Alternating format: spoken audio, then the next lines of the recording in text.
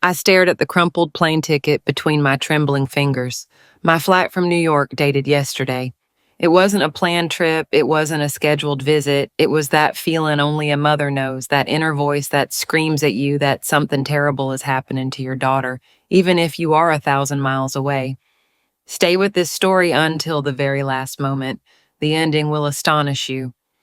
Rachel hadn't answered my calls for days, and when I finally managed to speak to Scott, his voice sounded strangely cheerful, too nonchalant. "She's fine, Lois, just a little tired from work," he had told me with that smile I could hear over the phone, that smile that had always seemed too perfect, too calculated. But I knew my daughter. I knew every one of her silences, every pause in her breathing when something was distressing her. Over the last few months, our conversations had become shorter, emptier. Rachel had always been my confidant, my partner for long late-night chats, but now every word seemed to require superhuman effort. "I'm fine, Mom," she repeated like a mantra, but I heard the hollow echo of those words as if they were being spoken from the bottom of a well. If you're watching this video, please like, subscribe to the channel, and tell me in the comments where you're watching my story of revenge from. I want to know how far it has reached. That's why I took that flight without warning. That's why I spent $800 of my pension on a last-minute ticket. That's why I'm standing here in front of Jackson Memorial Hospital, my heart pounding so hard I feel it's going to burst out of my chest. The building looms before me like an imposing white mountain, its windows reflecting the Miami sun in a way that hurts my eyes. But it's not the sun that hurts me, it's this feeling that I'm about to discover something that will change everything forever. I walked toward the reception desk with steps that felt like lead. The nurse peered at me over her glasses when I pronounced my daughter's name. "Rachel Hernandez," I said, my voice sounding smaller than I expected. The woman typed on her computer, and I watched as her expression gradually changed, from professional to worried, from worried to compassionate. It's that look everyone who works with people learns to recognize. That look that says, "I have bad news." "She's in the ICU 7th floor, she told me in a soft voice. "Are you immediate family?" I nodded, even though my neck felt like old wood creaking with every movement. "I'm her mother," I whispered, and those 3 words weighed like stones in my throat.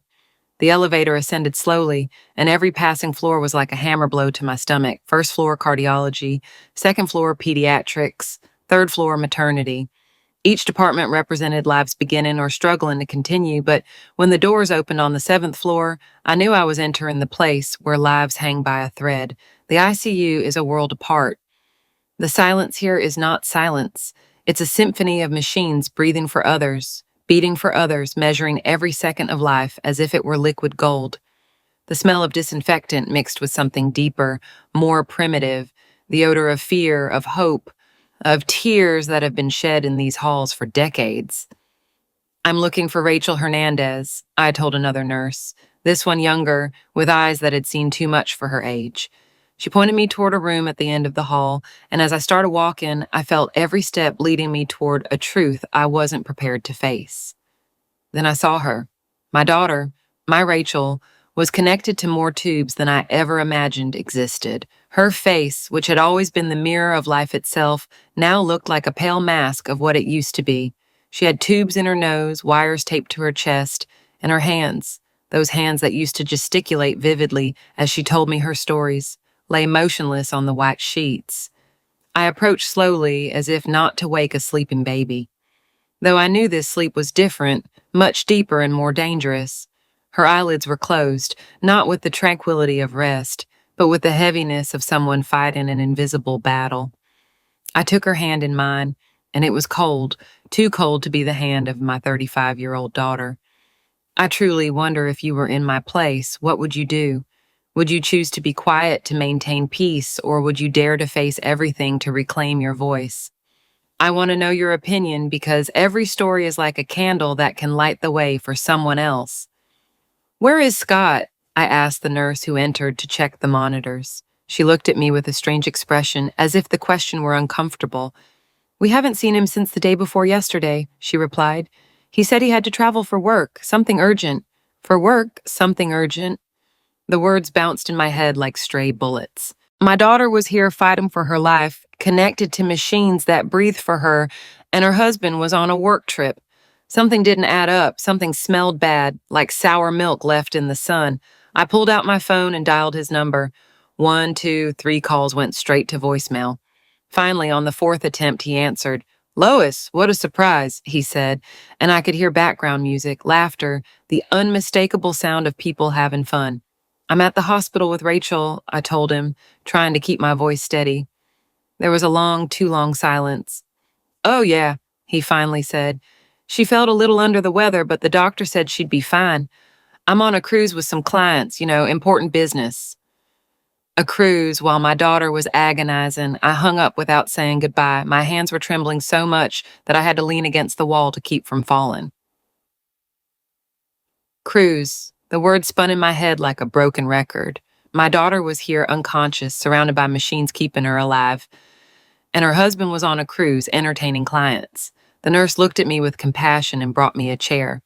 How long has she been like this? I asked, though I was afraid of the answer. She arrived 3 days ago, she told me, while checking the IV drip. At first, we thought it was just severe exhaustion, but then she started seizing. Her voice trailed off as if the words were too heavy to utter. Her husband signed the papers for the treatment and left that same night. He said he'd return soon. 3 days my daughter had been fighting alone while Scott sailed the Caribbean, toasting with champagne. I sat down in the chair next to the bed and took Rachel's hand again. Her skin felt like tissue paper, translucent and fragile. On her left wrist, I saw a purple mark, as if she had been wearing a bracelet too tight for too long. But Rachel never wore bracelets. She said they bothered her when she worked. Doctor, I called when I saw a man in a white coat pass by. He approached and looked at me with those tired eyes all ICU doctors have. I'm Rachel's mother. Can you tell me exactly what happened to my daughter? He sat on the edge of the bed next to hers and sighed deeply. She arrived with symptoms of severe malnutrition, extreme dehydration, and signs of chronic stress. Her cortisol levels were sky high, as if she had been living in a constant state of panic for months. We also found traces of anxiety medication in her blood, but in irregular doses, as if she had been taking them without medical supervision. Every word was like a dagger in my stomach. Malnutrition. But Scott had told me they ate very well, that he cooked for her. Ma'am, your daughter weighs 92 pounds. For her height, she should weigh at least 120. And judging by the marks on her wrists and ankles, the doctor paused, choosing his words carefully. We believe she may have been restrained in some way. We'll have to do more tests when she stabilizes. Tell me whether you have parents, grandparents, or older family members who deserve more respect than they currently receive from their families. Alternatively, tell me if you yourself are going through a situation in which you're not appreciated as much as you truly deserve. Restrained. The word hit me like a tsunami. I looked at my daughter's wrists with new eyes, and now I saw what I hadn't wanted to see. The marks weren't from bracelets. They were from ropes or handcuffs or whatever that monster had used to tie up my baby. I got up so fast the chair almost fell over.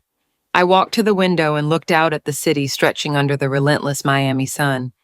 But I didn't see buildings or palm trees. I only saw images of my daughter, silently asking for help, sending me signals I hadn't known how to interpret. Her increasingly short calls, her voice growing fainter. Those times Scott answered her phone, saying she was sleeping, even if it was 2 in the afternoon. I pulled out my phone again and dialed Scott's number.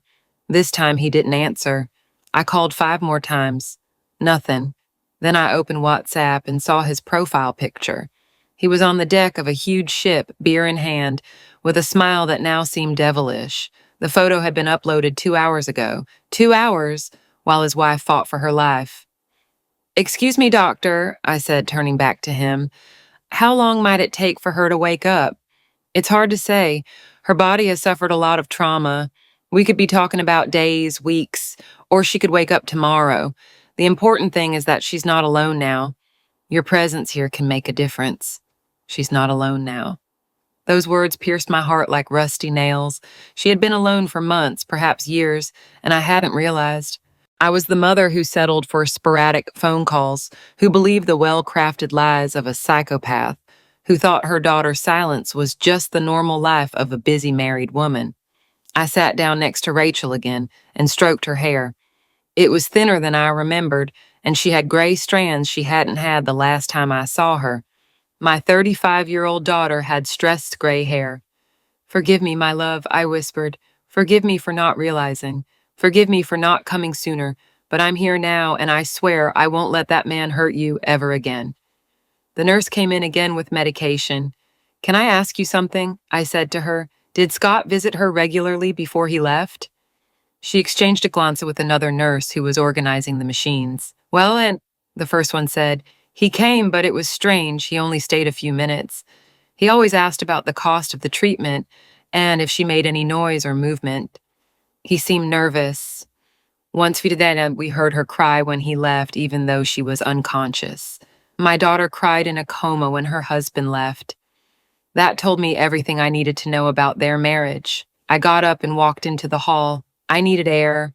I needed space to process what I was discovering, but most of all, I needed to make some calls. First, I called my bank in New York. "This is Lois Hernandez," I said when the executive answered. "I need to immediately block all additional cards on my account, all of them, right now." The woman asked me several security questions, but eventually confirmed the cards had been blocked. These were the cards I had given Scott 2 years ago when Rachel told me they were going through financial difficulties and needed help. Next, I called my lawyer in New York. George is an older, cautious man who has helped me with my legal affairs since I was widowed. "George, I need you to listen carefully," and told him.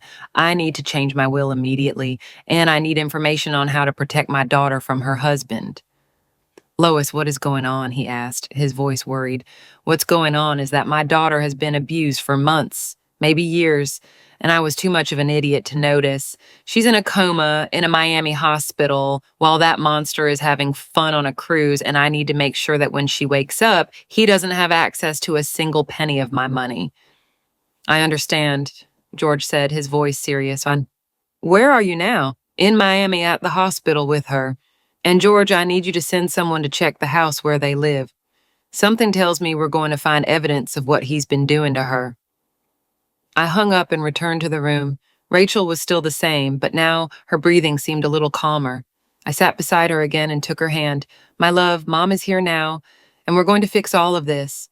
That man is never going to hurt you again." Outside, the Miami sun was setting, painting the sky with orange and pink colors. It was beautiful, but I couldn't enjoy it. All I could think about were the next steps I had to take to protect my daughter, and the surprise Scott was going to get when he returned from his cruise and discovered that things had changed forever. It was 11 p.m., and I hadn't left Rachel's side for a moment. The nurses had brought me coffee 3 times, and each one had told me something more about the days my daughter had spent here alone. Apparently, Scott had given specific instructions that no family be contacted because it was very important for Rachel to rest without additional stress. That scoundrel had even manipulated that, ensuring that no one knew what was really happening. My phone vibrated. It was a message from Scott. "Lois, I tried to use my card for dinner and it's blocked. Did something happen with your bank?" I read it 3 times before responding. "How interesting that on your business cruise you don't have money to pay for your own dinner." I wrote back, "Yes, something happened. I'm with Rachel at the hospital. Return immediately." His reply came in less than a minute. "What? Which hospital? Is she okay?" I pretended for a moment that his concern was genuine, but then I remembered the marks on my daughter's wrists. "Jackson Memorial. ICU. She's been in a coma for 3 days. How is it possible you don't know?"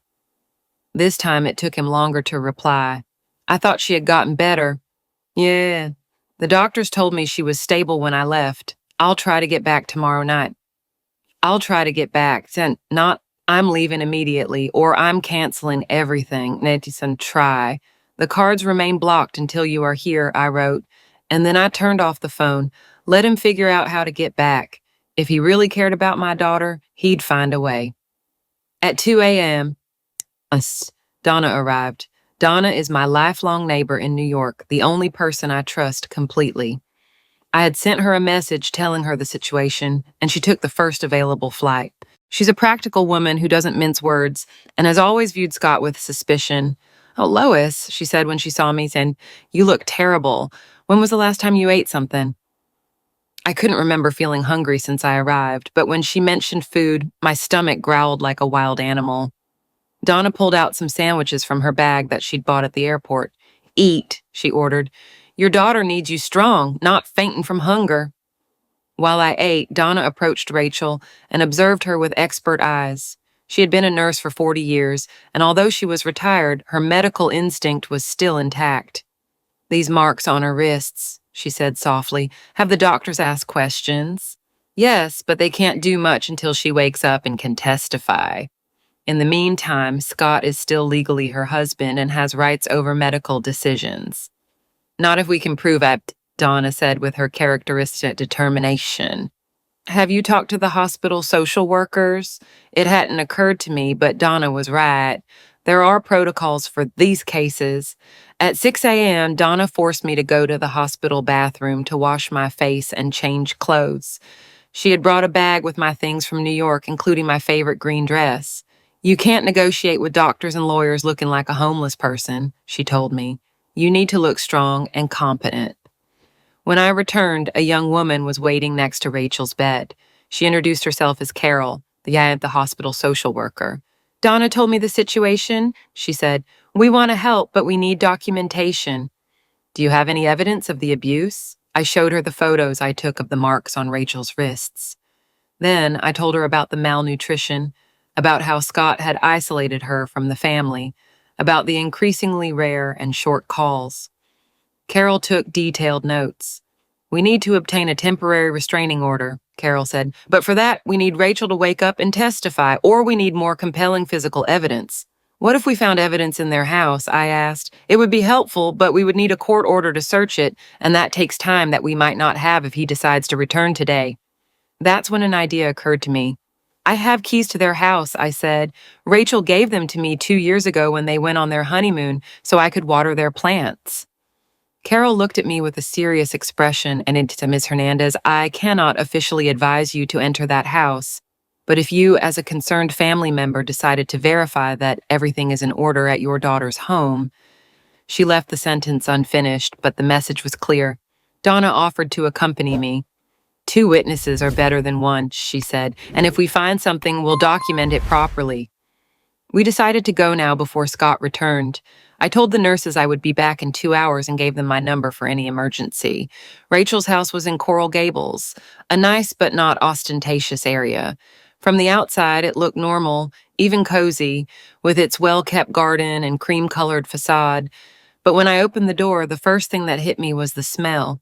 It wasn't exactly a bad smell, but a stale odor, like old food and air that hadn't circulated for days.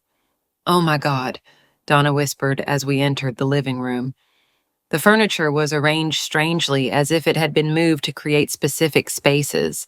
There was a chair in the center of the room, completely alone facing a huge television. Around the chair, the floor had marks, as if something heavy had been dragged repeatedly. We went to the kitchen, and it was worse. There was only one plate, one cup, one glass, and one set of cutlery in the dish rack. Everything else was locked away in a cabinet that had a padlock. A padlock in the kitchen of her own house. Donna took pictures of everything. "Lois, come here," she called from the master bedroom. When I entered, I felt the floor move beneath my feet. The bed was covered with gray sheets, but there were straps tied to each of the frame's corners, leather straps with buckles, like those used to restrain animals. On the nightstand, there was a bottle of sleeping pills, almost empty, and next to it, a notebook with notes. Donna opened the notebook and paled. "Lois, this is a log. Date, time, medication dosage, reactions." I leaned over her shoulder and read. "January 15th, 2 pills at 10 p.m., woke up at 3 a.m., crying. January 16th, 3 pills at 9 p.m., slept until 11 a.m. It was a diary of how he drugged her. In the closet, we found more evidence. Rachel's clothes were all in a small section, while Scott's took up 3/4 of the space. But what impacted me most was finding my own red dress, the one I gave her last year for her birthday, torn to shreds at the bottom of the closet. "This is enough," Donna said. "We need to call the police right now." But I had another idea. I searched until I found Scott's study, a small room he had converted into his office. His computer was on, and when I moved the mouse, the screen lit up. It had no password. How arrogant. On his desk were bank documents, statements for accounts I didn't know about, investments made with money I recognized as mine. Over the past 2 years, Scott had systematically transferred money from the accounts I helped them pay into his personal accounts. We were talking about more than $50,000. This son of a, I told Donna, he wasn't just physically abusing her, he was stealing from me too. Donna took photos of all the documents while I copied the bank account numbers. My phone rang. It was the hospital. Ms. Hernandez, your daughter is showing signs of waking up. We think you should return immediately. We left that house of horrors as quickly as possible, but not before Donna took additional photos of the exterior and I made sure everything was exactly as we found it. We didn't want Scott to suspect we'd been there until it was too late for him. In the taxi back to the hospital, I called George. You got the evidence you needed, I told him, and it's worse than I imagined. I emailed him the photos Donna took. I want this man not only to lose access to my money, I want him to go to jail. With this evidence, we can do both, George said. I already have the papers for the restraining order prepared. We just need Rachel to wake up and confirm what we already know. When we arrived at the hospital, the nurses greeted us with smiles. Her eyelids have been moving, one of them said, and a few minutes ago she squeezed the hand of the nurse who was talking to her. I sat next to Rachel and took her hand. My love, it's Mom. I'm here and I know everything now. You're safe. Scott can't hurt you anymore. As if she had been waiting to hear those words, Rachel slowly opened her eyes. Rachel's eyes opened slowly, like flowers waking at dawn. For a moment they were unfocused, lost, but when they saw me, they filled with tears. She couldn't speak because she still had the ventilator, but her fingers squeezed mine with the strength I hadn't expected. It was the clearest communication we'd had in years. My love, don't try to talk yet, I whispered, stroking her hair, and you're in the hospital. You're safe. And Mom is here with you. Her eyes moved frantically, searching for something or someone, and I knew exactly what she was looking for, or rather, who she feared finding. Scott is not here, I told her firmly. He's on a cruise, but that doesn't matter, because he'll never be able to hurt you again. Tears streamed down her cheeks like silent rivers. They were tears of relief, of liberation, of years of terror that could finally come out. The doctor came in and checked her vital signs. This is excellent progress, he said, smiling. We're going to gradually remove the ventilator. Her body is responding very well. While he prepared the equipment, Carol, the social worker, approached the bed. Rachel, I'm Carol. I work here at the hospital. When you feel ready, we need to talk about what happened to you at home. Your mom has already told us some things, but we need to hear it from you so we can protect you. Rachel's eyes went wide, filled with fear. Her breathing accelerated, and the machine started sounding alarms. Easy, my love, Jen, I told her. No one is going to force you to do anything, but this time, you are not alone. This time, Mom will be with you every step of the way. Donna approached from the other side of the bed. Hello, Rachel. I'm Donna, your mom's neighbor. We were at your house this morning. Rachel looked at me with an expression I couldn't decipher, between panic and hope. We found the straps on your bed, the pill log, the bank documents. We know everything, darling. You have evidence now. It was as if those words were a key that unlocked a floodgate. Rachel began to cry more intensely, but now I could see they were tears of relief. For the first time in who knows how long, someone else knew what she had been living through. She was no longer alone with her secret. An hour later, they managed to remove the ventilator. Her voice came out hoarse and weak, but every word was crystal clear. Mom, she said, and that single word contained years of pain, loneliness, and silent calls for help. I thought I was never going to leave that house. I thought I was going to die there. Tell me everything, my love. At your own pace, but tell me everything. And then Rachel began to speak, slowly at first, with long pauses, but gradually with more fluency, as if a dam had finally broken. She told me how Scott had started with subtle control, checking her phone, telling her what clothes to wear, isolating her from her friends with seemingly reasonable excuses. At first, it seemed like he cared so much about me, she said, her voice cracking. He said my job stressed me out too much, that it was better if I stopped going out with my friends so much because they weren't good for me. I thought it was love. Then she recounted how the control became physical. First, there were accidental pushes, then slaps, for my own good, until it escalated to the straps and the pills. He gave me sleeping pills when he wanted to go out without me. He said it was so I could rest, but I realized I was losing that entire days. Sometimes I'd wake up and 2 days had passed. Carol took notes on everything, and Donna recorded it on my phone with Rachel's permission. Every word was evidence. Every detail was another piece of the puzzle that would send Scott to jail. And the money, Mom, Rachel continued. I know he used the cards you gave us for things that weren't for us. I saw the statements sometimes when he wasn't looking, and there were expenses at expensive restaurants, hotels, trips I never took. When I asked him, he got furious and punished me. How did he punish you, honey? Rachel lowered her gaze. He tied me to the bed and left me there for hours, sometimes all day, without food, without water, without being able to go to the bathroom. He said it was so I would learn not to question his decisions. Every word was like a knife in my heart. My daughter, my baby, had lived as a prisoner in her own home for months, perhaps years, while I thought she was happily married. Donna had to leave the room because she was crying too hard. Why did you never tell me anything, my love? Why didn't you ask me for help? I tried. Mom, remember those calls where I seemed distant? He was always there listening. If I said something he didn't like, if you noticed something strange in my voice, he punished me worse afterward. I learned to sound normal on the phone because it was my only way to survive. Now I understood why our conversations had become so superficial, so empty. Every word my daughter said to me was being monitored by that psychopath. Every "I'm fine, Mom" was a disguised cry for help. The last week was the worst, Rachel continued. I think he suspected I was planning to escape. I had started hiding grocery money little by little and looking for phone numbers for women's shelters. When he realized, he tied me up for 3 days straight. He only untied me once a day to go to the bathroom. And how did you end up in the hospital? The last day I remember he was giving me more pills than usual. I tried to resist, not to take them, but he forced me. He shoved the pills in my mouth and made me swallow them with water. After that, I don't remember anything until waking up here with you. Carol approached the bed. Rachel, with everything you've told us, we have enough evidence to get a restraining order immediately and to file criminal charges against Scott. Are you willing to testify? Rachel looked toward the window where the Miami sun shone brightly. All my adult life I've been afraid, she said. Afraid of him, afraid of being alone, afraid of not being enough. But being here, almost dying, made me realize something. Death is better than living without freedom. So yes, I'm going to testify. I'm going to tell everything.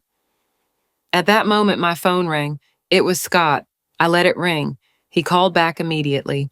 This time I answered, but I put it on speakerphone so everyone could hear. Lois, what the hell is going on? I went to the bank at the port and my account is empty. The cards aren't working. I can't even pay for a taxi from the airport. Hello, Scott, I said with a calm that surprised even me. How was your cruise? Did you have a lot of fun while your wife was agonizing in the hospital?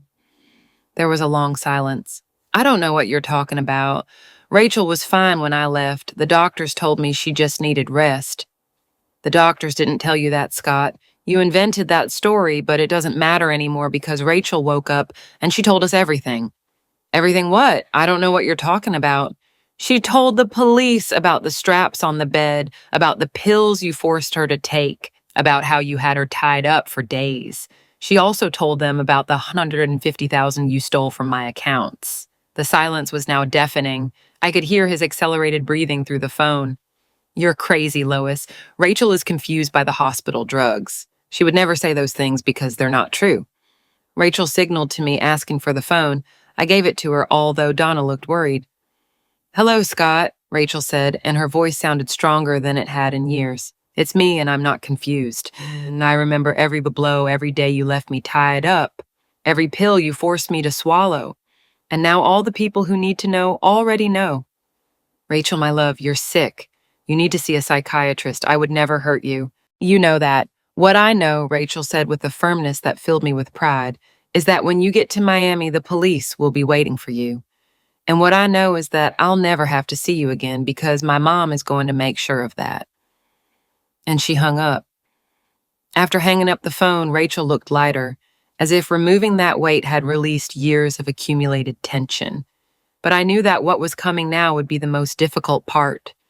Scott wouldn't give up easily, and a man who was capable of doing what he did to my daughter was capable of anything when cornered. Carol approached with a tablet in her hand. "Rachel, we'll need you to sign some documents for the restraining order. There are also forms to officially report the domestic abuse. Do you feel strong enough to do it now?" "Yes," my daughter replied without hesitation. "I want to do it before he arrives. I want everything ready for when he steps off that plane." While Rachel signed the papers, Donna and I went into the hallway to talk to George on the phone. "The photos you sent are solid evidence," he told us. "I've already filed an emergency motion to freeze all the bank accounts where Scott's name appears. I've also contacted the Miami District Attorney's Office, and they're preparing the criminal charges." "How much time do we have before he gets here?" I asked. "According to the itinerary you sent me, his cruise arrives at the port of Miami at 6 p.m. From there, it will probably take an hour to reach the hospital. Assuming he comes directly here, it's 2 p.m. We have 4 hours to prepare." "George, there's something else I need to do. I want Scott to know exactly why he's losing everything, but I want him to know it in the most humiliating way possible." "What do you have in mind?" "I'm going to send him a video. I want him to know that he didn't just lose Rachel. He also lost access to my money forever. I want him to understand that he messed with the wrong woman." Donna looked at me with a smile I hadn't seen in years. "Lois, I think you're discovering a part of yourself you didn't know existed." We returned to the room where Rachel had finished signing all the documents. Carol explained that she had already contacted the police and that they would have officers at the hospital when Scott arrived. She had also coordinated with hospital security so he couldn't go up to the ICU without authorization. "Rachel," I said to her, "I want to record a message for Scott. You don't have to if you don't feel ready, but I think it would be powerful for him to hear you tell him exactly what you think of him." My daughter thought about it for a moment. "I want to do it. I've been quiet for too long. It's time he hears my real voice, not the scared voice he forced me to use." I took out my phone and started recording. Rachel looked directly into the camera, and although she was in a hospital bed, her presence was stronger than I had seen it in years. "Hello, Scott," she began. "By the time you see this video, you'll already know it's over. You'll already know that the police have evidence of everything you did to me. But there's something I want you to understand. I'm not the same woman you left tied up in that bed 4 days ago." Her voice grew firmer with every word. "For years, you made me believe I was worthless, that I couldn't survive without you, that no one would believe me if I told anyone what you were doing. But you were wrong about everything. I'm worth a lot. I can survive perfectly fine without you, and the people who love me do. Believe me." She paused and looked at me. I gestured for her to continue. "I also want you to know that my mom is not the helpless old lady you thought she was. While you were celebrating on your cruise, she found out everything. She found the straps, she found the pill log, she found the bank statements. And now you didn't just lose a wife, you also lost access to the $150,000 you stole." The camera caught how her eyes shone with a determination I hadn't seen since she was a teenager. "So when you get to the airport and see the police waiting for you, remember this: you brought it on yourself. And when you're in jail, remember that I will be out here, free, living the life you tried to take from me." I finished recording and immediately sent the video to Scott. Then I recorded my own message. "Scott," I said, looking directly at the camera, "this is Lois. You probably think I'm a foolish old woman who will forgive you and forget all this if you apologize with convincing tears. You are wrong. I am a 69-year-old woman who has worked all her life, who has saved every penny, and who will not allow a parasite like you to abuse her daughter and steal her money." I felt a strength growing inside me, a strength I didn't know I had. "The cards are permanently canceled. The bank accounts are frozen. Your name has been removed from all my wills and legal documents. And in case it wasn't clear, if you ever come near my daughter again, if you call her, if you contact her in any way, I will use every cent I have to make sure you spend the rest of your life in jail." I finished the video and sent it to him, too. Then I blocked his phone number. I didn't need to hear anything else from him. Donna had been watching all this with admiration. Lois, in 30 years of friendship, I've never seen you like this. It's like you've woken up after years of being asleep. She was right. For years since I was widowed, I had felt like I was living life halfway, as if my only function was to be useful to others, helping Rachel and Scott financially, taking care of the grandkids when they had them, being the loving but invisible grandmother. But now, seeing my daughter almost die because of that monster, something activated in me that I didn't know existed. It's not that I've woken up, I told Donna. It's that I finally have a reason to fight that's worth it. At 4:30, Carol returned with a police officer. He was a young man, Hispanic, with gentle but serious eyes. "Miss Martinez," he said to Rachel, "I'm Officer Miller. We'll be here when your husband arrives, but I need you to understand that there will be a process. He has the right to a lawyer, he'll be able to make phone calls, and it's possible he'll be released on bail." "What does that mean?" I asked. "It means that even if we arrest him today, he could be free tomorrow if he can post bail. That's why it's important for you to have a security plan." Rachel paled. "He could come looking for me?" "Not legally," the officer replied. "The restraining order means he can't approach you, your mother, or this property, but it also means you need to be prepared to report immediately if he violates the order." Carol approached. "Rachel, we've been talking to some domestic violence shelters. When you're discharged from the hospital, if you want, we can transfer you to a safe place while the legal aspects are resolved." "No," Rachel said firmly. "I'm not going to hide anymore. I'm going to my mom's house in New York, and I'm going to rebuild my life from there, but I'm not going to live in fear ever again." I was so proud of my daughter that I felt that my chest was going to burst. This was the Rachel I raised. The strong, independent woman who had disappeared under years of abuse. She was coming back, and she was coming back stronger than before. At 5:40, my phone rang. It was a number I didn't recognize. I answered cautiously. "Lois, it's Scott. I'm using a stranger's phone because you blocked my number." His voice sounded different, more desperate, less controlled. "Did you receive my videos?" I asked. "Lois, please, we have to talk. There are things you don't understand. Rachel was sick. I was trying to help her. Sometimes the treatments look bad from the outside, but—" "Shut up," I said, and my own voice surprised me. It was firm, authoritative, final. There is nothing to explain. I saw the straps, I saw the pill log, I saw the bank statements, and most of all, I saw my daughter nearly die while you were enjoying yourself on a cruise. I didn't know she was that bad. You're lying, and what's worse, you're so arrogant that you think you can keep lying to me even now. But it's over, Scott. In 15 minutes, you'll be under arrest, and my daughter will be free from you forever." I hung up and blocked that number too. Donna patted me on the back. "That's my friend," she said, smiling. Outside, the sun was setting over Miami, painting the sky with orange and violet colors. It was beautiful, but even more beautiful was knowing that when the sun rose tomorrow, my daughter would wake up free. At 6:15 p.m., Officer Miller received a call over the radio. "Subject identified entering the hospital," the metallic voice said. "Hispanic male, approximately 35 years old, green shirt, jeans, heading for the elevators." I felt as if pure electricity had been injected into my veins. After days of preparation, Scott was finally here. Rachel gripped my hand tightly, but I didn't see fear in her eyes. I saw determination. "Are you ready, my love, Bess?" I asked her. "I've been ready for years," she replied. "I just didn't know it." Officer Miller went out into the hallway to coordinate with his colleagues. From the room, we could hear raised voices near the elevators. Scott was arguing with someone, probably hospital security, who wouldn't let him go up to the ICU without authorization. "She's my wife," we heard him scream. I have the right to see her." His voice sounded hysterical, desperate. It was the voice of a man who knew he was losing control for the first time in years. Donna peered out the room window that overlooked the hallway. "I see him," she said. "He's with 2 security officers and 3 police officers. He looks small. I don't know how to explain it, but he looks much smaller than I remembered." She was right. Abusers always seem bigger and more intimidating in their victims' minds than they really are.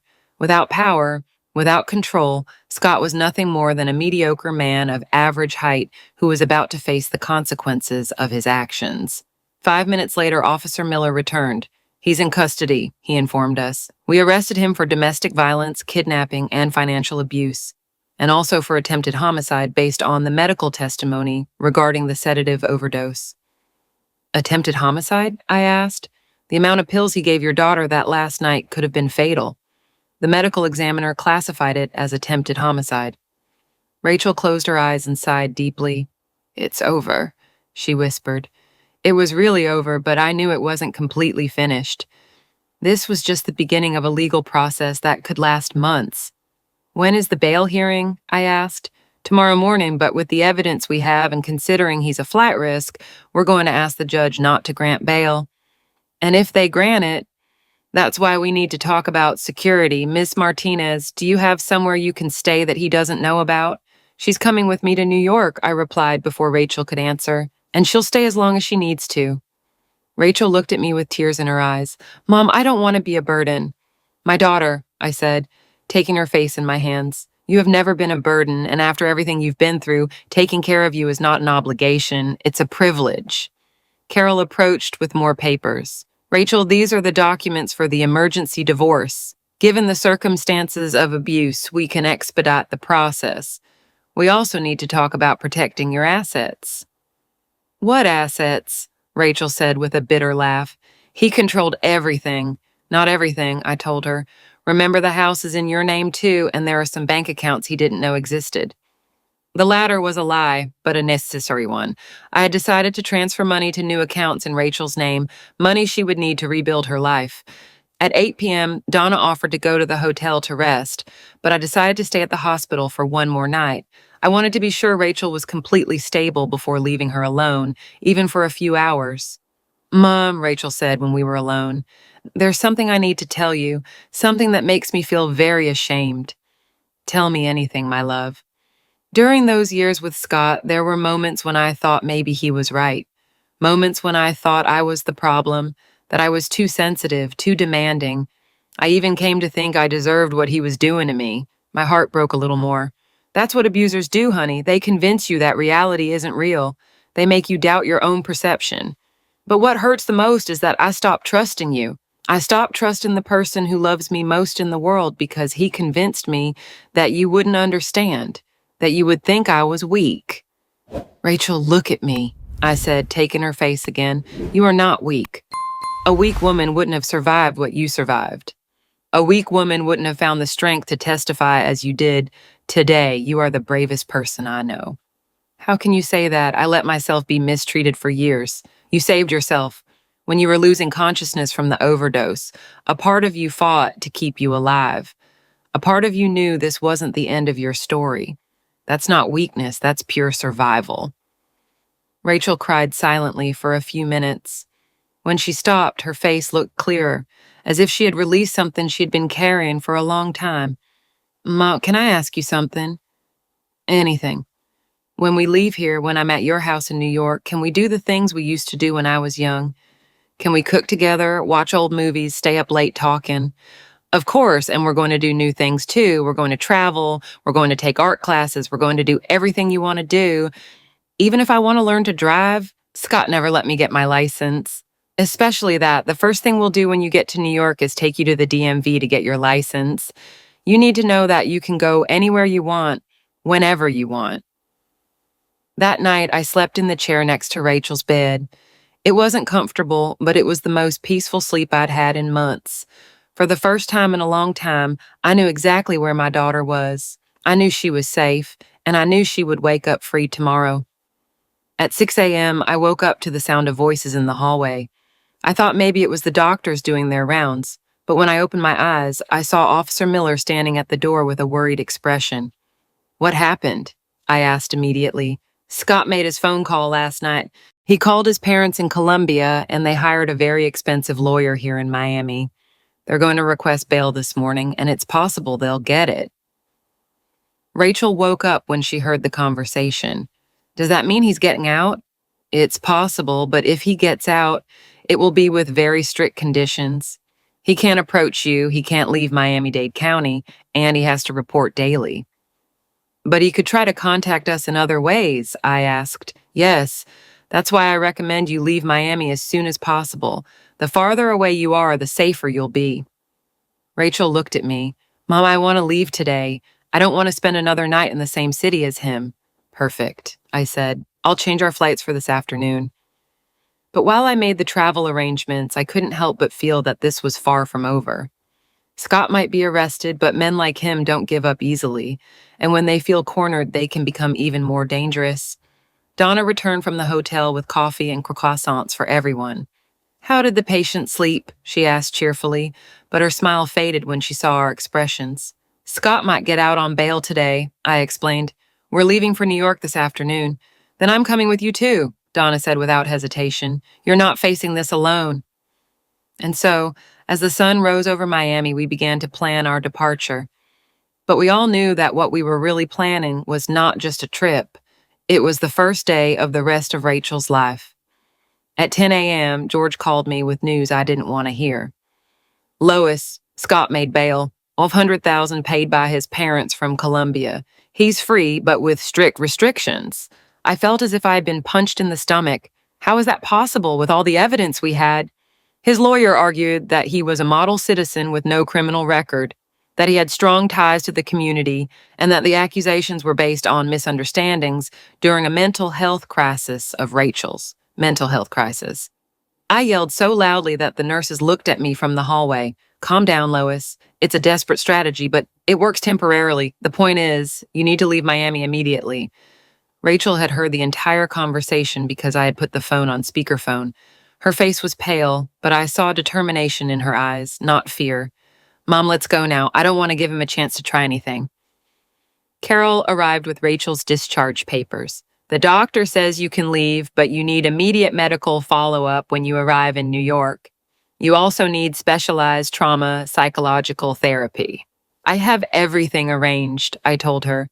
Donna had helped me contact the best specialists in New York while Rachel slept. She had an appointment with a trauma specialist the day after tomorrow, and with a general practitioner tomorrow morning. While Rachel changed her clothes, Donna went to find a taxi to the airport.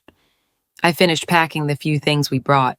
In my bag were all the copies of the evidence we found in Scott's house: photos, bank documents, the pill log. Everything was also in the hands of the police and lawyers, but I wanted to have my own copies.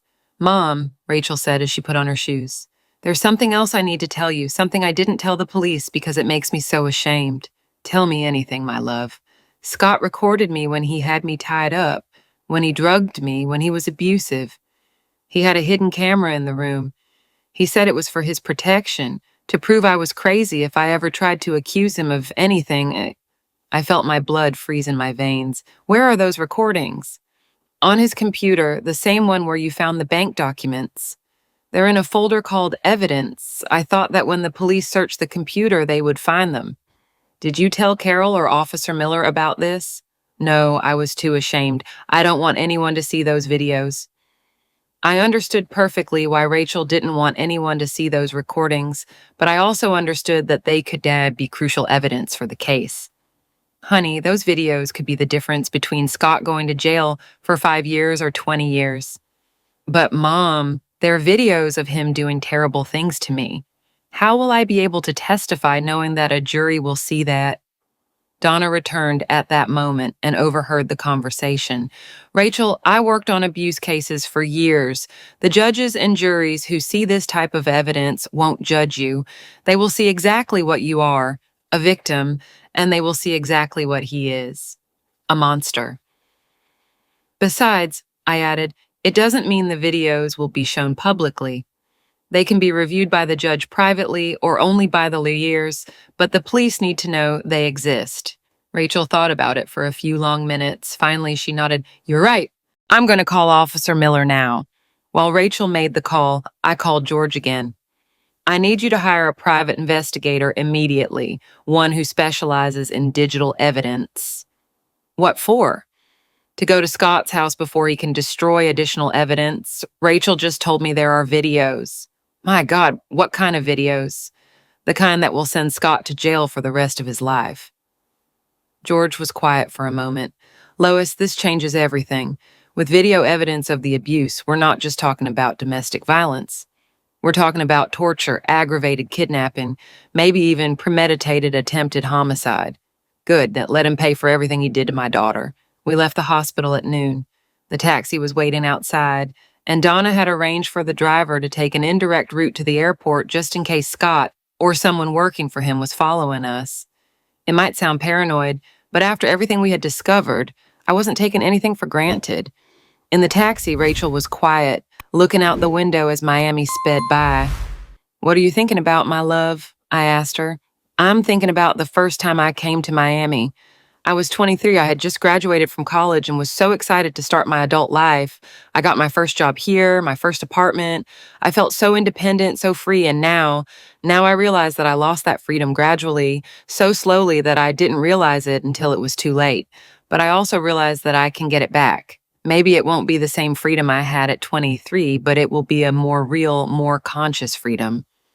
Donna, who was sitting in the front seat, turned to us. "Rachel, can I tell you something you might not want to hear? You're going to have hard days, days when you doubt yourself, days when you miss the predictability of your previous life, however awful it was. It's normal, trauma does that, but I want you to know that your mom and I will be there to remind you who you really are when you forget." Rachel started to cry, but they weren't tears of sadness. They were tears of gratitude, of relief, of the understanding that for the first time in years, she had a real support system. At the airport, while we waited for our flight, my phone rang. It was Officer Miller. "Ms. Hernandez, I have news. We went to Scott's house with an expanded search warrant. We found the videos Rachel mentioned. They are disturbing, but they are also irrefutable evidence." "How many videos are there?" "Dozens. Some date back more than 2 years. This shows a pattern of systematic and premeditated abuse." "What does that mean for the case?" "It means Scott is going to face much more serious charges. We're talking about multiple counts of torture, aggravated kidnapping, and marital rape.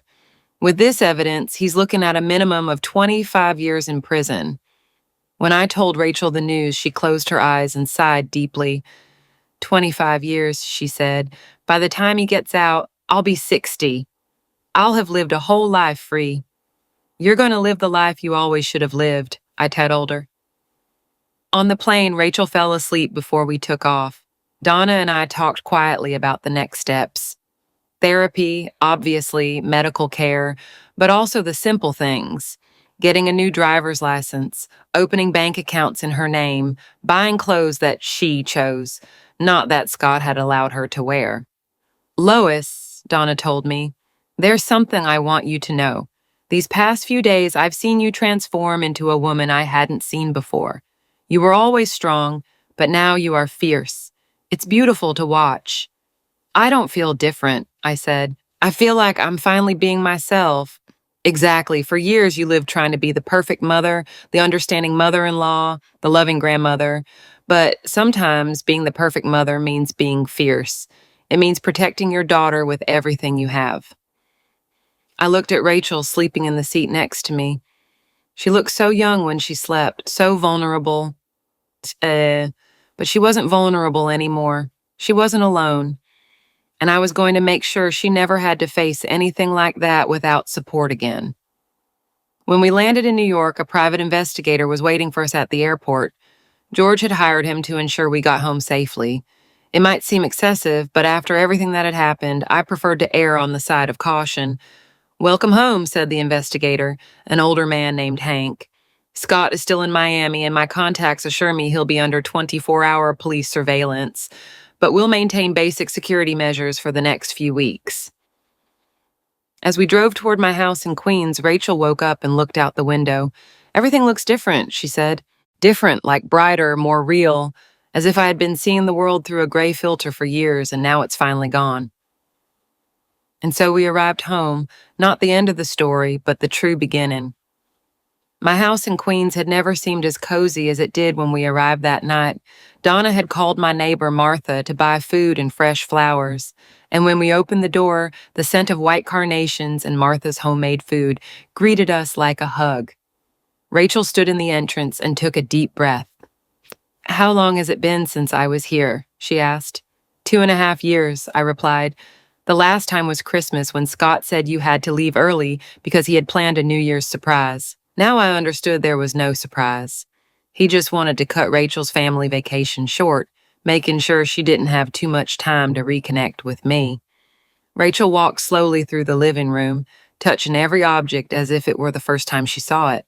She stopped in front of the mantelpiece where I kept the family photos. There was one of her at 16 smiling after graduating from high school. Her eyes in that photo shone with hope and determination. "I was so different then," she said softly. "You weren't different," I told her. "You were yourself, and you're going to be yourself again."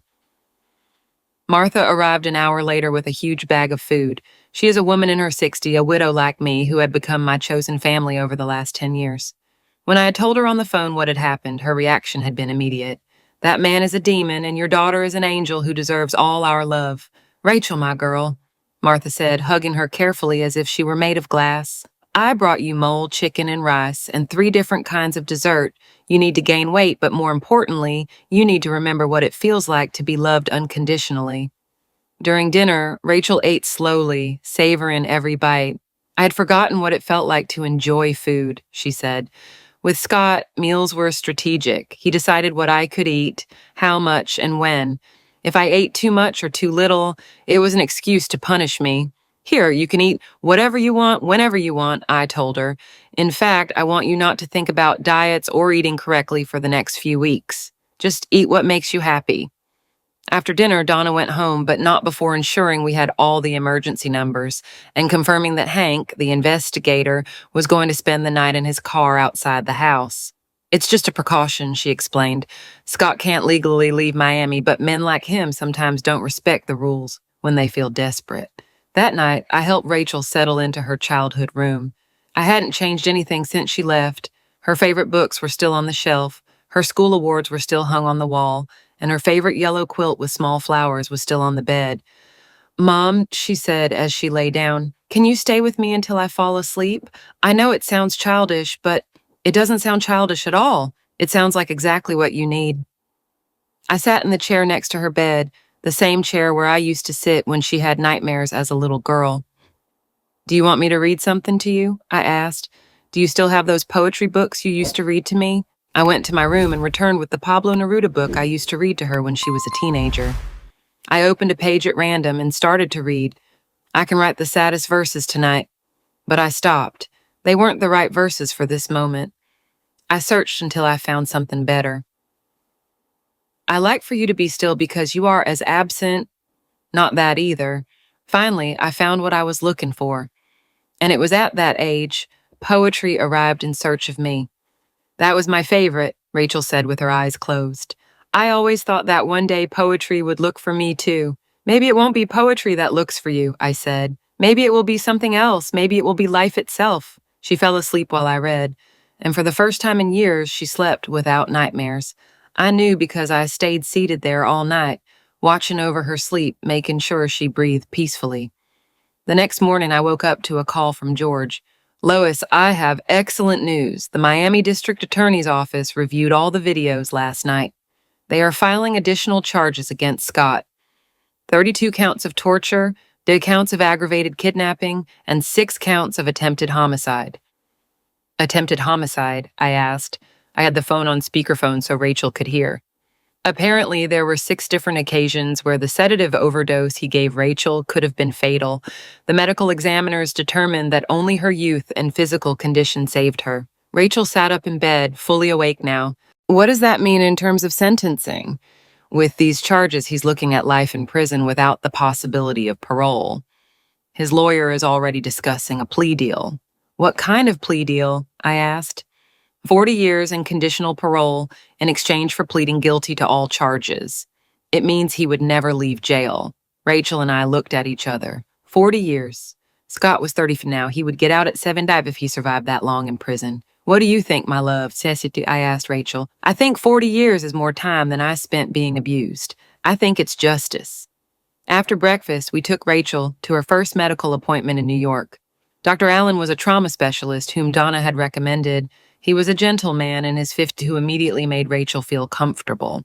"Rachel, I want you to know there's no rush here," he told her, after reviewing all the medical reports from Miami. Your body has suffered significant trauma and it will take time to heal. But the good news is that you are young and your body wants to heal. How long will it take? Rachel asked. Physically, probably 6 months for you to regain your normal weight and strength. Emotionally, that's going to be a longer, more complex process. But you have something very important in your favor. You have a solid support system. That afternoon, we had our first session with the therapist, Dr. Lucy. She was a young woman, perhaps Rachel's age, but with a calming presence that reminded me of Donna. Lois, she told me, I usually don't include family members in the initial sessions, but Rachel specifically asked for you to be here. How do you feel about that? I feel honored, I replied honestly. For years, Scott kept me out of my daughter's life. If she wants me here now, there is nowhere I'd rather be. Dr. Lucy asked Rachel questions about her feelings, her fears, and her hopes for the future. It was difficult to hear some of the answers, but it was also hopeful to see that Rachel could talk about her experience without breaking down. I'm afraid I'll never be able to trust someone romantically again, Rachel admitted. I'm afraid that when a men look at me, they'll see what Scott saw, someone who can be controlled. Those fears are completely valid, Dr. Lucy replied, but I want us to consider something. Scott didn't see weakness in you. He saw strength. Abusers don't choose weak victims. They choose strong victims because controlling a strong person gives them more power. The fact that he chose you says something about your strength, not your weakness. It was a perspective I had never considered, and I saw that Rachel hadn't either. Her eyes widened slightly, as if a new light had entered a dark room. That night, we cooked together for the first time in years. Rachel chose to make pasta with tomato sauce, something simple, but which had always been her favorite comfort food. While we cooked, we talked about small things, the flavor of the tomatoes, the aroma of the garlic, the perfect texture of the pasta al dente. Mom, she said as she stirred the sauce, I want to tell you something. Throughout all those years with Scott, in the darkest moments, I would close my eyes and imagine I was here with you, cooking exactly this. Really? Yes, it was my mental escape. When he had me tied up, when he drugged me, when he hurt me, I would imagine the sound of the pasta boiling, the smell of the garlic, your hands teaching me how to make the perfect sauce. Those memories kept me sane. We ate dinner in companionable silence, enjoying not only the food, but the simple act of being together, safe in our own home. After dinner, we sat on the sofa and watched an old movie, a romantic comedy we used to watch when she was a teenager. Mom, Rachel said as the movie ended, thank you for coming to find me. Thank you for not giving up when I had lost hope. My love, man, I told her, a mother never gives up on her daughter. Never. That night before going to bed, I checked all the locks on the house twice. Hank was still outside in his car, and Donna had sent me a message saying she had talked to her contacts in Miami and that Scott was still under surveillance. But still, I couldn't help but feel a small anxiety. It wasn't exactly fear, it was the understanding that although we had won this battle, the war for Rachel's complete freedom was just beginning. But as I listened to her breathing peacefully in her room, I knew we were on the right track. 3 months later, I was standing in the kitchen making coffee when I heard something I hadn't heard in years. Rachel's laughter, not a polite or forced giggle, but a genuine deep laugh that came from her stomach. She was in the living room talking on the phone with Donna, telling her about her first driving lesson yesterday. Mom almost fainted when the instructor told me to put the car in reverse, she said between bursts of laughter. I thought she was going to jump out of the moving car. It was true. Seeing my 35-year-old daughter learning to drive for the first time filled me with a strange mix of pride and panic, but it also filled me with hope. Every small independence she regained was a victory against Scott, against the control he had exerted over her. 3 months had passed since we left Miami, and Rachel was a completely different person. She had gained 15 pounds and looked healthy again. She had cut her hair, bought new clothes that she chose, and had started taking art classes at the community center. Small steps, but firm steps toward the woman she always should have been. My phone rang. It was George with the news we had been waiting for. Lois, Scott accepted the plea deal. 40 years without the possibility of parole. He pleaded guilty to all charges this morning. I felt a huge weight lift from my shoulders. Does that mean it's over? That Rachel won't have to testify? It's over. There will be no trial, no more interrogations, no more legal contact with him. Scott will spend the rest of his life in prison. When I told Rachel the news, she was silent for a long moment. Then she sat down on the sofa and began to cry. But these were not tears of sadness. They were tears of final liberation. "It's really over," she whispered. "I don't have to worry about him showing up at the door one day. I don't have to look over my shoulder. It's over." That afternoon, Donna came over and we cooked a celebratory dinner. Nothing extravagant, just homemade food that we liked, roast chicken, rice with vegetables, and the flan that Donna makes better than anyone. Martha also joined us, bringing a bottle of wine she had been saving for a special occasion. "To Rachel," Martha said, raising her glass. "To your strength, your courage, and your future." "To my mom," Rachel said, raising hers. "For coming to find me when I couldn't find myself." "To all of us," I said. "For proving that women who support each other can overcome anything." We toasted, and for the first time in years, the future felt completely open.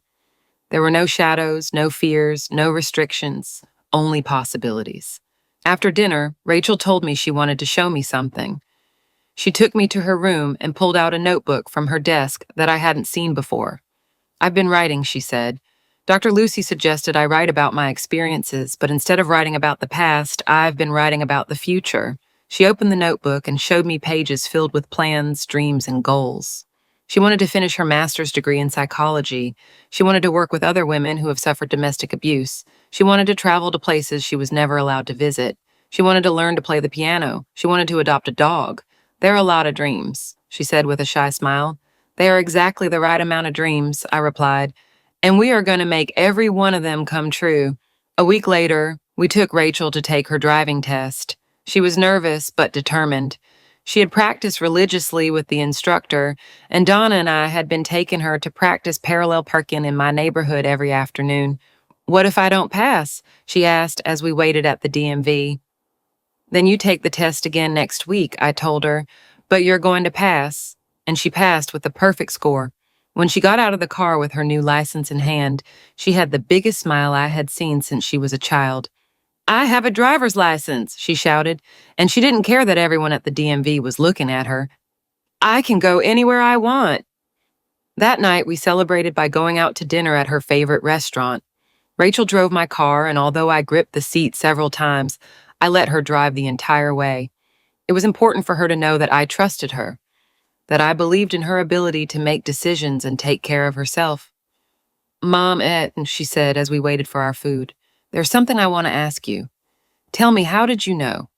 How did you know you had to come to Miami that night? I never told you I was in trouble." It was a question I had asked myself many times during those months. "I think it was Mother's instinct," I finally told her. "For months, something felt wrong in our conversations, but I couldn't identify what. And that last week, when I couldn't contact you, I just knew something terrible was happening. But it wasn't just instinct, was it? It was also that you decided to act instead of staying worried." "You're right. I think it was the first time in years that I fully trusted my own judgment. I stopped doubting myself and just did what I knew I had to do." "I like this version of you," Rachel said. "I like the mom who blocks bank accounts and hires private investigators and confronts abusers." "I like her too," I admitted. "It took me 69 years to find her, but I like her." 2 months later, Rachel moved into her own apartment. It was small, just 10 minutes from my house, but it was completely hers. She chose every piece of furniture, every paint color, every detail. The day she moved in, we both cried a little. "It's not because I don't like living with you," she explained. "It's because I need to know that I can do this." "I understand perfectly," I told her, "and I'm proud of you for taking this step." Her apartment became a haven of peace. She had plants everywhere, art on the walls, books piled on every available surface. It was the kind of space Scott never would have allowed her to have, personal, creative, completely her own. A year after the day I flew to Miami, Rachel invited me to lunch at her apartment. She had prepared pasta with tomato sauce, the same meal we cooked that first night at my house. "I want to tell you something," she said as we ate. "I've started seeing someone." I felt a pang of worry, but I controlled it. "Tell me about him." "His name is Ethan. He's a classmate from my art classes. He's gentle, patient, and most importantly, he respects my boundaries." When I told him about my past, his reaction was to ask me what he could do to make me feel safe. "And do you feel safe with him?" Yes, but more importantly, I feel like myself with him. I don't have to pretend to be someone else. I don't have to walk on eggshells. I don't have to ask permission to have opinions. It was the final confirmation that my daughter had truly healed. Not only had she survived the abuse, but she had regained her capacity to trust, to love, and to be loved. Mom, Rachel said as we finished eating, there's something else I want to tell you. I've been thinking about changing my last name. I want to use only your maiden name, Hernandez. I want no trace of Scott left in my identity. That sounds perfect to me, I said, though inside I was shouting for joy. That night, as I drove back home, I thought about everything we had lived through during that year. The terror of finding my daughter in the hospital, the fury of discovering what Scott had done to her, the determination to protect her, the joy of watching her heal. But more than anything, I thought about the most important lesson I had learned. It's never too late to fight for the people you love. It's never too late to find your own strength. And it's never, ever too late to start over. When I got home, there was a message from Donna on my answering machine. Lois, I just spoke to Rachel. She told me about Ethan, about the name change, about how happy she feels. I wanted you to know that what you did, what you accomplished, is going to ripple through generations. You didn't just save your daughter, you taught her that she deserves to be loved, that she deserves to be free, that she deserves to fight for herself. That is the greatest gift a mother can give. I sat down on my sofa in my house, which was now filled with peace instead of worry, and smiled. My daughter was free, she was alive, she was happy, and I learned that being a fierce mother has no expiration date. Outside, the sun was setting over Queens, painting the sky with golden and pink colors. It was beautiful, but even more beautiful was knowing that the sun would rise again tomorrow, and my daughter would wake up free to enjoy it. Sometimes the greatest love requires the firmest actions. Sometimes protecting someone means being willing to be the villain in someone else's story. And sometimes saving your daughter means finding a version of yourself you didn't know existed. But it's always, always worth fighting for the people you love. The names and places in this story have been changed to protect the identities of those involved. We do not share this to judge, but in the hope that someone will pause and reflect on how many mothers are silently suffering within their own homes. I truly wonder, if you were in my place, what would you do? Would you choose silence to preserve peace, or would you dare to confront everything in order to reclaim your voice? I long to hear your thoughts because every story is like a candle that can light the path for someone else. I firmly believe that God always blesses and that courage leads us toward brighter days. As we close, I leave you with two of the channel's most beloved stories. I am certain they will surprise and inspire you. Thank you for staying with me until this moment.